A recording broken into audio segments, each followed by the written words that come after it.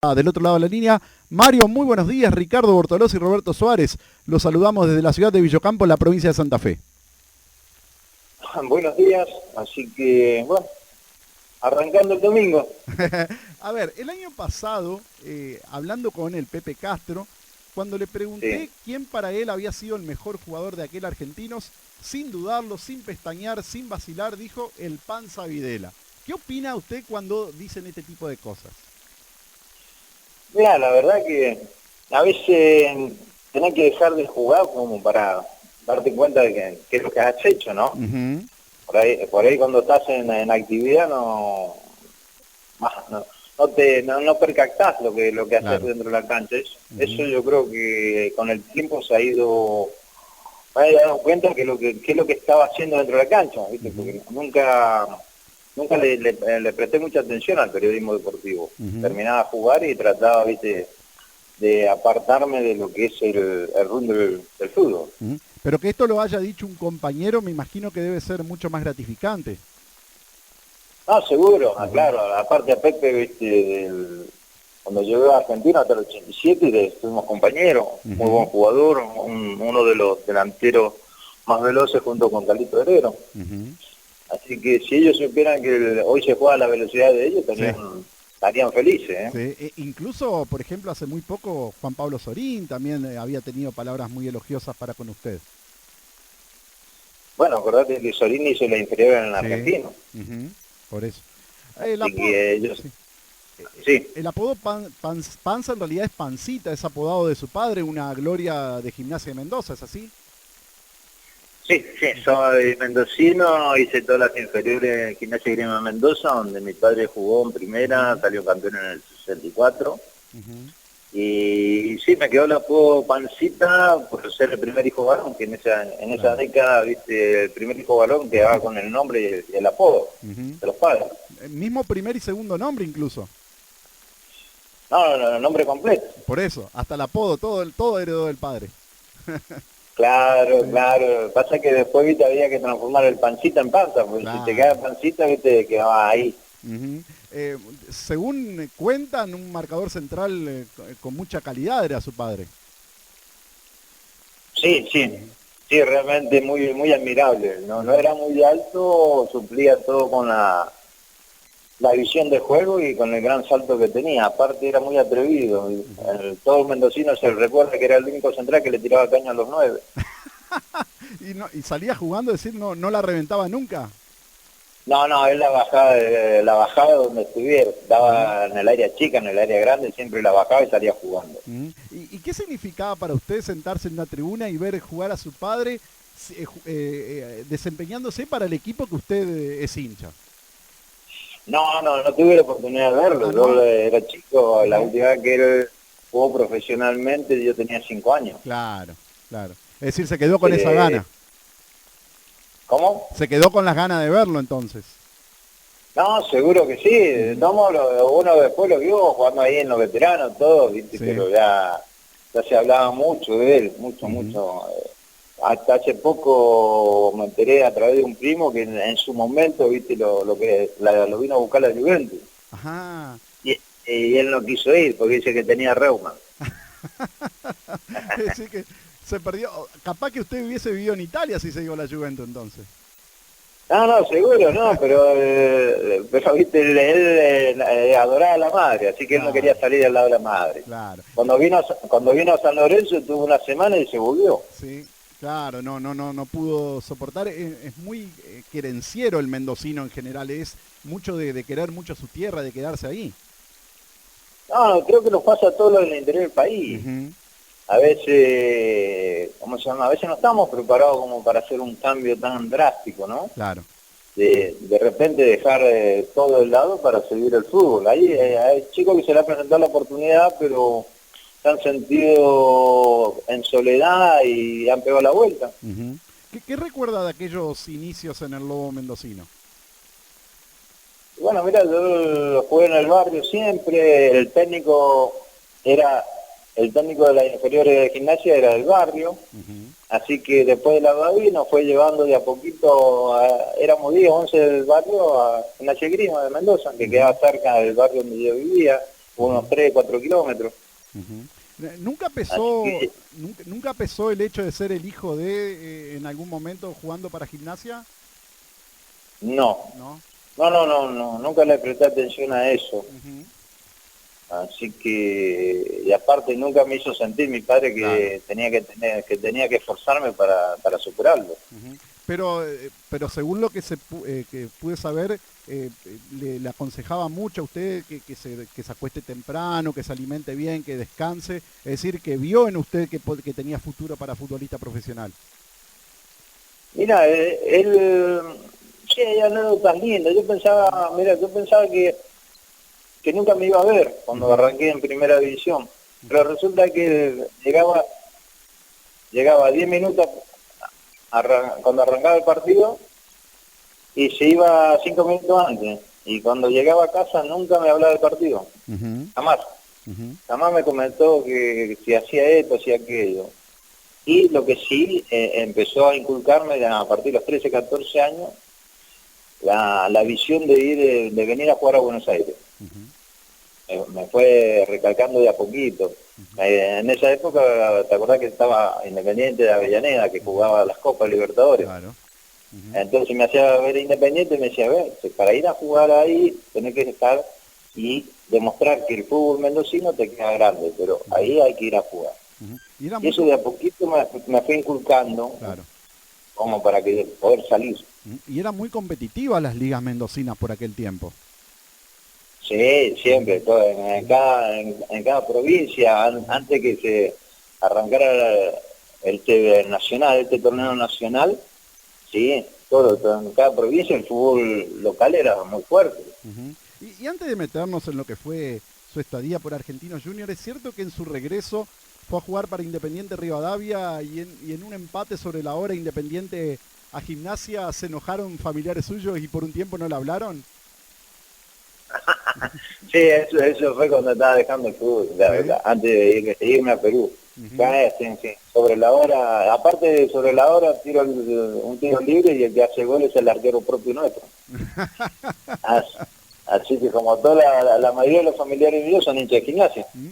Y imagino que el hincha de Gimnasia lo debe recordar a usted con mucho afecto. ¿Cómo lo recuerda el hincha de Independiente Rivadavia, de la Lepra? No, siempre fue una rivalidad muy grande.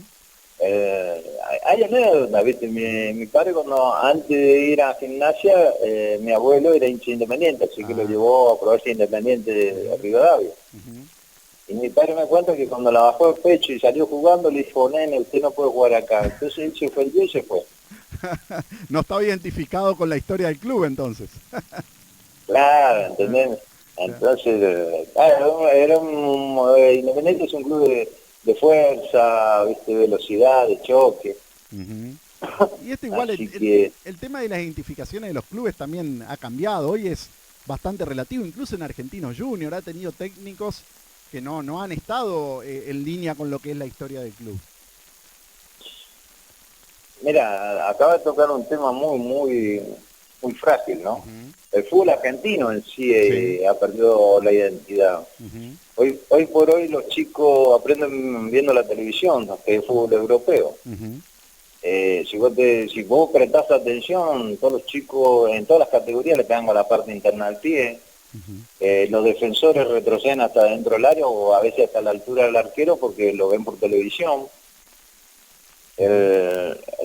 Cuando están frente al arco para decidir pegarle o hacer una jugada, la tiran a los costados para que vuela por centro. Entonces ahí te das cuenta que realmente el fútbol argentino, ¿cómo te podría explicar? Está realmente en fase terminal. ¿Y usted porque yo estoy en argentino ahora y estoy en la parte de Bali. En la parte de Bali se juega a la misma velocidad que se juega en la primera división y son chicos de 6, 7 años. Entonces a veces me he puesto a pensar y digo, no, pero realmente el fútbol argentino ya está desapareciendo. Aparte que realmente siempre nos identificó al argentino, el buen juego, la técnica, la picardía. Hoy realmente no han metido que el fútbol europeo es la base para seguir deambulando no sé dónde.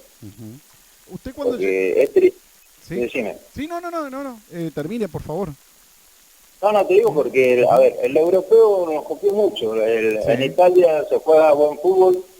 No dejan de ser el fútbol italiano, pero con altura, con fuerza, pero con técnica. Y nosotros copiamos todo al revés. Sí. No, es más, en España, por ejemplo, era la furia y siempre le iba mal. Y cuando empezaron a copiarnos a nosotros, es cuando comenzaron a recoger los frutos. Exactamente, bueno, todo el mundo, a ver, todos vimos el Barcelona ese que cuando arrancó con Pepe Guardiola deslumbró el mundo. Y realmente cuando vemos el fútbol nuestro, todos hablan del Barcelona, pero nadie juega como el Barcelona acá. Es verdad. Y cuando llegó Argentinos Junior, ¿fue visto por el propio Ángel Labruna? No, Ángel, cuando llego está Ricardo Trigini. Y después viene Ángel Labruna. Y después aparece Saporiti, y después Saporiti viene el Piojo Judica. ¿Qué recuerdo tiene de Labruna como técnico en el poco tiempo que pudieron tenerlo? Mira, a ver, lo que más me admiré yo es la forma que él elegía a los jugadores, porque en un momento estamos hablando con el ayudante de campo, y él me decía, no, Ángel, donde va siempre busca buen pie. Si él tiene buen pie, tiene buen fútbol. Entonces no se fijaba en la altura, en la velocidad, él buscaba buen pie en todas las líneas. Entonces sobre esa base armaba los dos equipos. Claro. Imagino que su repentina muerte habrá causado un profundo pesar en el plantel. Seguro, porque estaba en actividad. Supuestamente era una operación simple, sencilla, y el primer día que postoperatorio que él se levanta para caminar, que estaba, en ese momento estaba el Pato Silló con él, le sube coágulo, que lo tenían instalado en la ingle, y bueno, y le termina rompiendo el corazón. ¿Qué le aportó Saporiti de nuevo al equipo? Mira, Saporiti vino con un gran trabajo de campo. Nos dio la dinámica, nos dio el pressing, nos hizo trabajar en equipo, trabajó lo que es la ley de offside, realmente trabajó muy bien en cancha, que fue la base que tuvo el equipo cuando él se fue. El equipo seguía funcionando sin tenerlo él en el banco. ¿El objetivo que planteado por Saporiti de entrada fue pelear el campeonato o se fue dando esto, Mario? No, yo creo que la base de Roberto fue darle una dinámica estilo europea con el pressing, y después creo que la calidad del equipo por línea fue fusionando más el trabajo y bueno, se dieron los resultados. ¿Y cómo recuerda aquel primer campeonato logrado con el Bicho en el año 84? Y bueno, fue estresante porque tuvimos que esperar hasta el último minuto del último partido para saber si salíamos campeones. Acordate que definíamos en cancha de Ferro con Temperley y Ferro jugaba con Estudiantes de La Plata. Claro.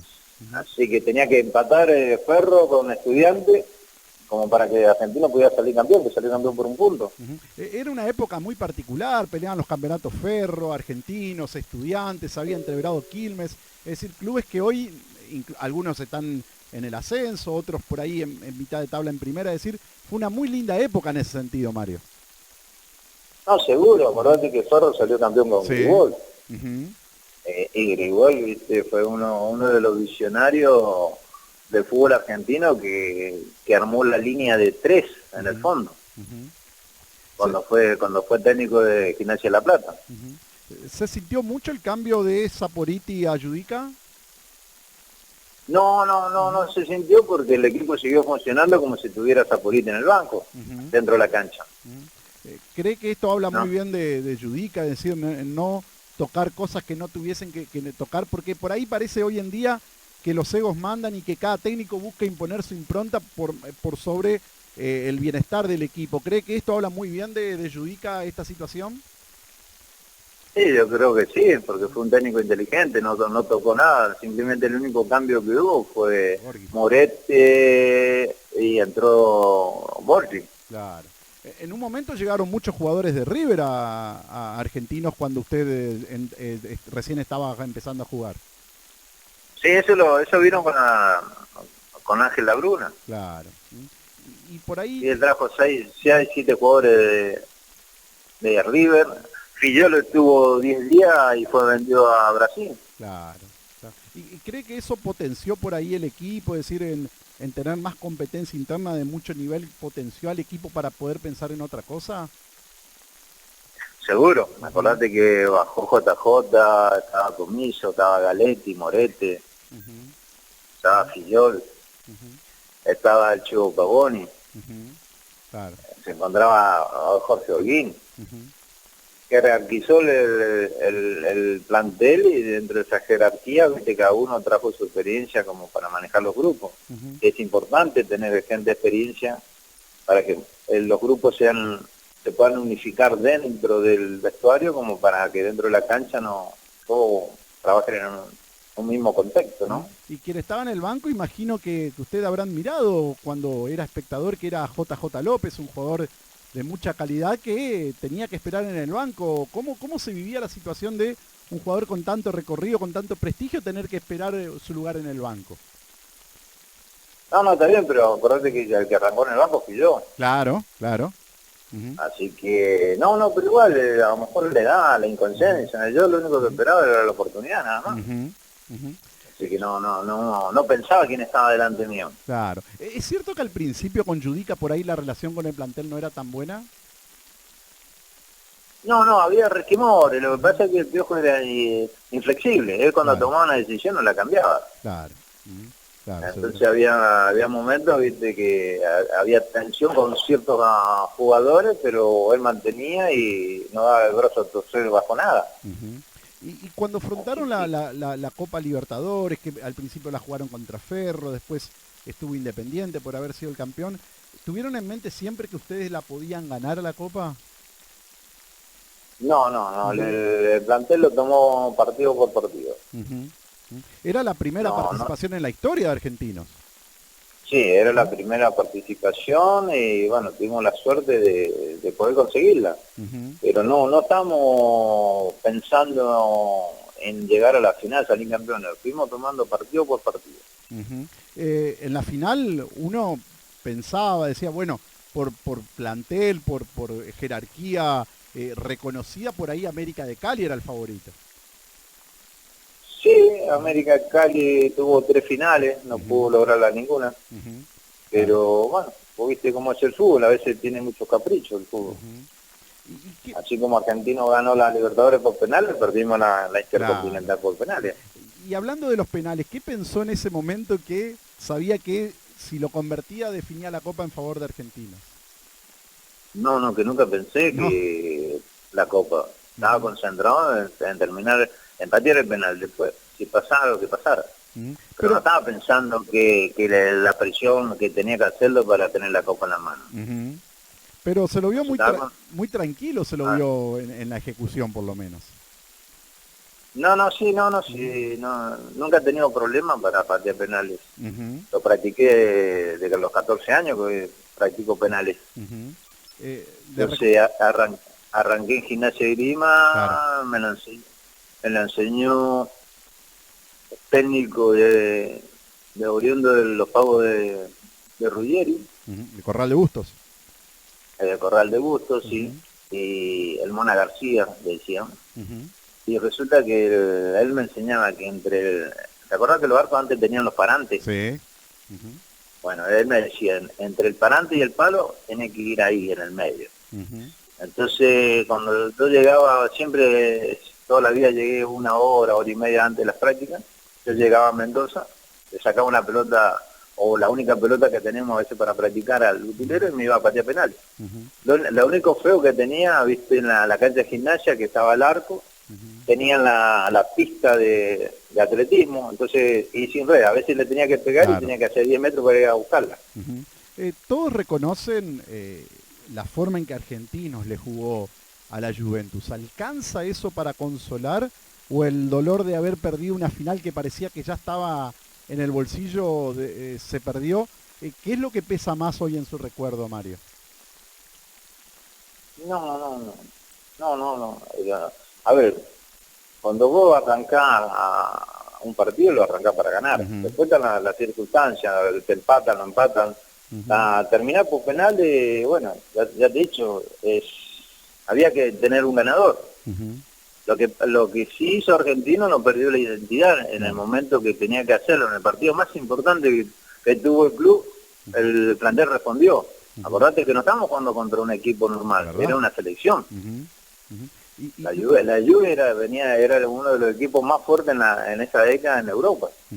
Sí, bueno, en una ocasión tuve oportunidad de hablar con Giudici y me dijo que él plantearía el partido de la misma manera, incluso en los minutos finales. ¿Usted está de acuerdo con sostener la identidad por sobre todo?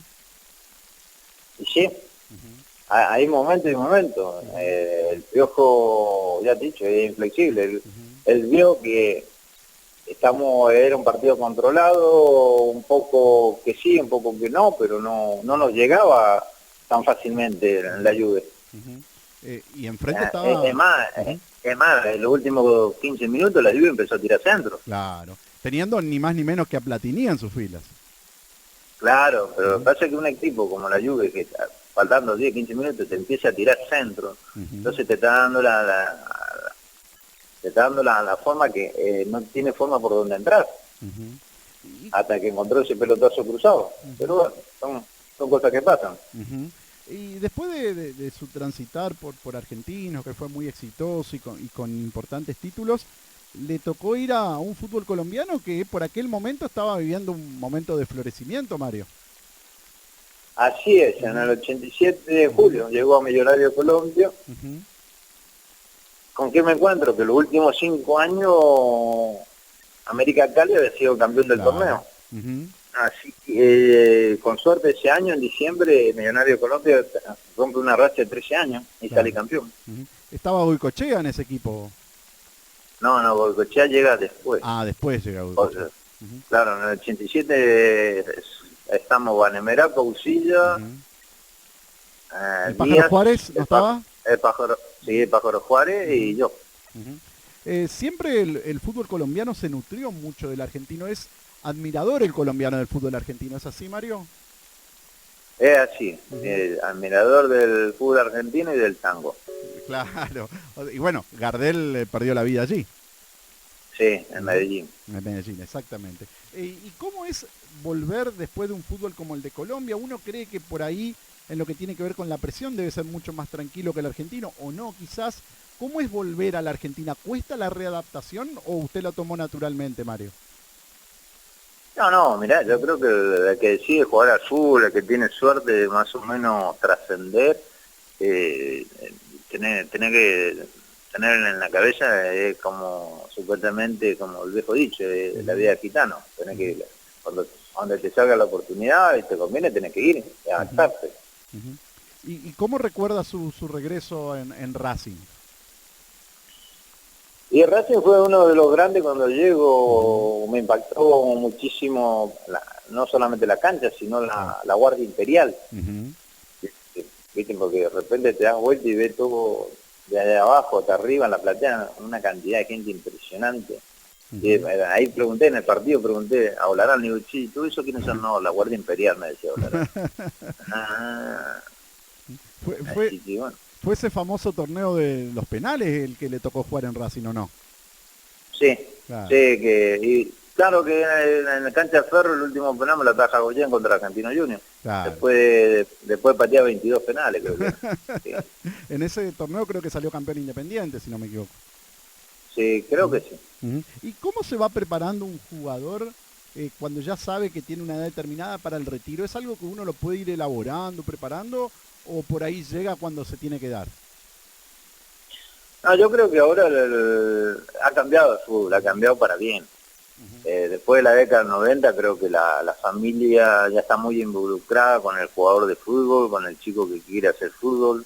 Es más, yo creo que hay padres que a partir de los 6 años ya le quieren inculcar que se dedican al fútbol.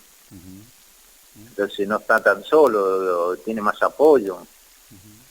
Bueno, y después habrán chicos que llegan, otros que no, pero viste, siempre está involucrada la familia ahora. ¿Le tocó también estar en el fútbol canadiense, es así? Es así, se juega a partir de mayo a octubre, son claro, 4 o 5 meses. Por las nevadas debe ser que es es corto el trayecto.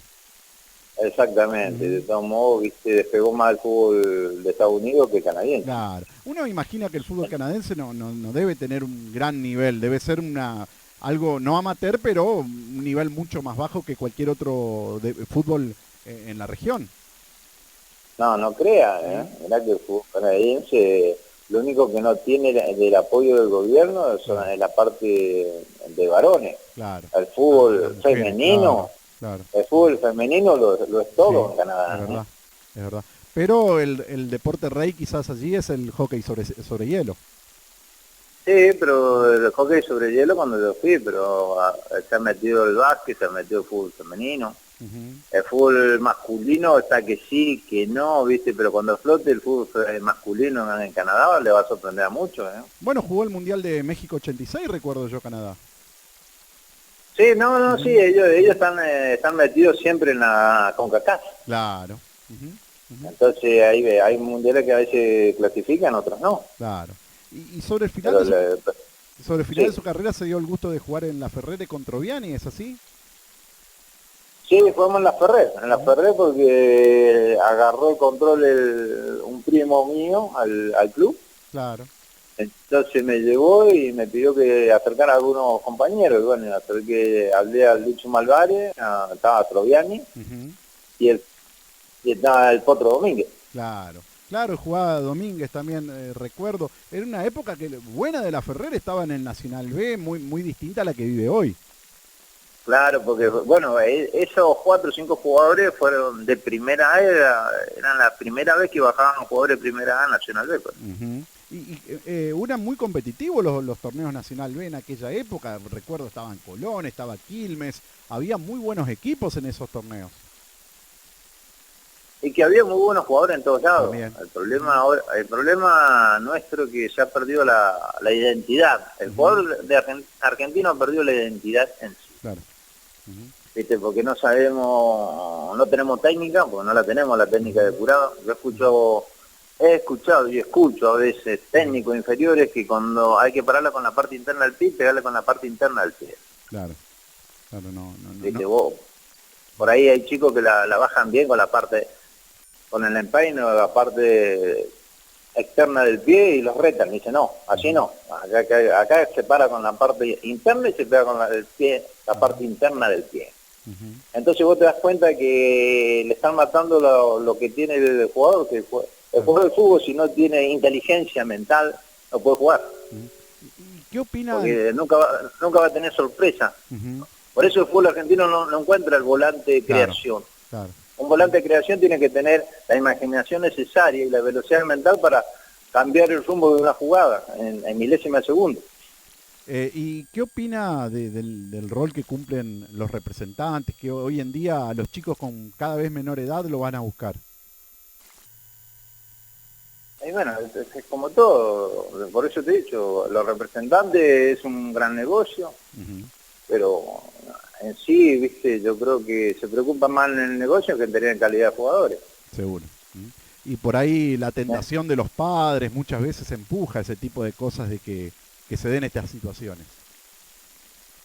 Sí, ojo, no hay problema, no es discutible eso. Lo que se discute acá es la calidad de jugadores que en la República Argentina se está produciendo. Hay un problema que la implosión del fútbol argentino arrancó al revés. Del interior del país hacia Buenos Aires ya no vienen jugadores de calidad. No vienen con la técnica depurada de cada zona, no vienen con la picardía que antes venían. Claro. Entonces cuando todos esos chicos del interior vienen al fútbol o a Capital Federal, es más de lo mismo.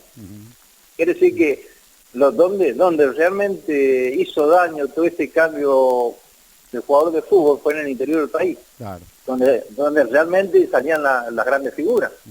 Quizá de Mendoza uno de los últimos ejemplos de jugadores surgidos allí sea Enzo Pérez.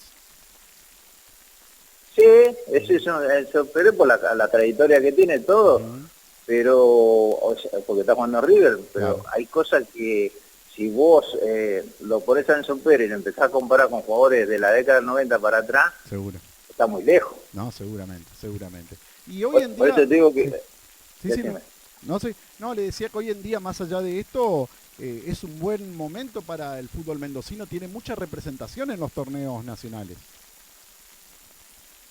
Sí, está bien, tiene 4 equipos, pero más de ahí no sale. Tiene Gimnasia en Nacional B, ahora subió Maipú, Sí. tiene Independiente Nacional B, tiene Huracán en el Argentino A, tiene a Godoy Cruz en la Primera A. Pero seguimos hablando lo mismo. Sí. La última figura de Godoy Cruz y de Mendoza fue el Morro. El Claro. Morro es uruguayo. ¿Y ¿Cómo puede ser que dentro de una provincia futbolera no tengan un goleador como lo que era el Morro? ¿Y cómo se vivió allí en Mendoza esta situación que se dio con el Morro García la semana pasada? Y el hincha de Godoy Cruz que es realmente muy dolido, muy triste. Acordate que él era se convirtió en el ídolo de Godoy Cruz a través de los goles, de la calidad que jugaba. Y coincide con esto que se dice que lo dejaron solo, de que por ahí no le prestaron atención.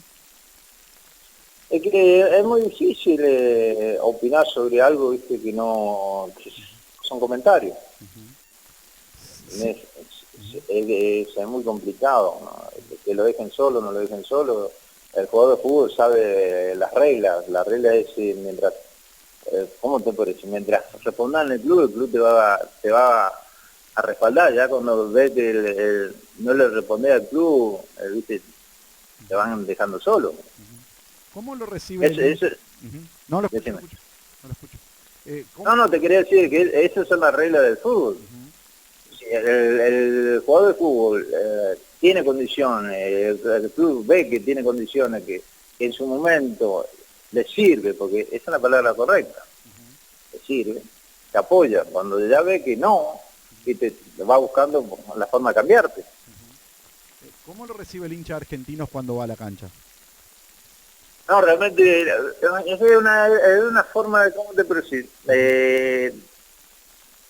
Muy emocionante, porque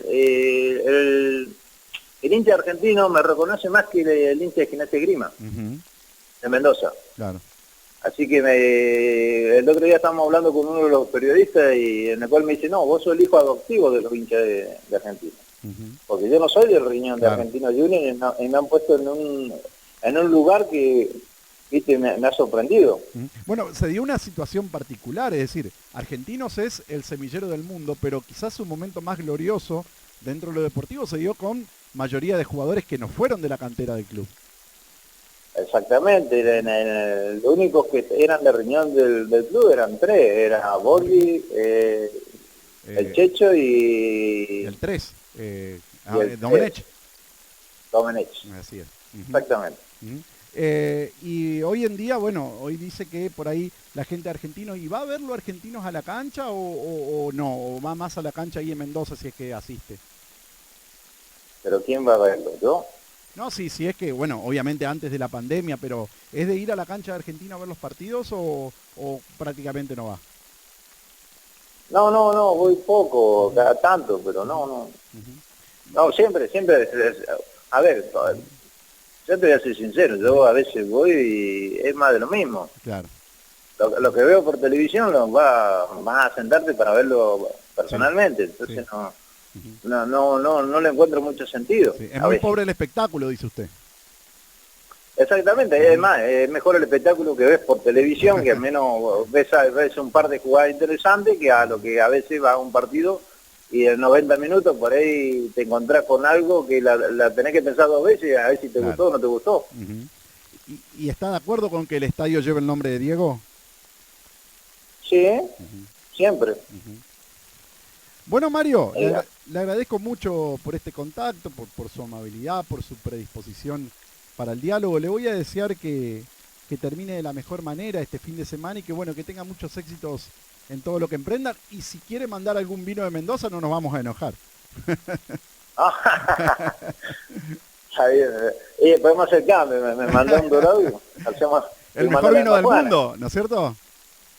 Así dicen, así que, pero nunca se sabe, hay mucha competencia. ¿Usted le gusta por ahí tomar algún vinito o no toma mucho? Sí, si no, no podemos ser mendocinos. Bueno, Mario, le mando un abrazo muy grande y bueno, le renuevo el agradecimiento por su predisposición. No, al contrario, el agradecido soy yo y bueno, hasta cuando ustedes dispongan, no hay ningún problema. Hablaremos de fútbol, siempre me gusta hablar. Y bueno, igualmente les deseo un buen fin de semana, que sea todo bien, la pasemos todo lo mejor posible. Un abrazo muy grande, hasta luego. Igualmente, un gran abrazo. Mario Hernán El Panza Videla,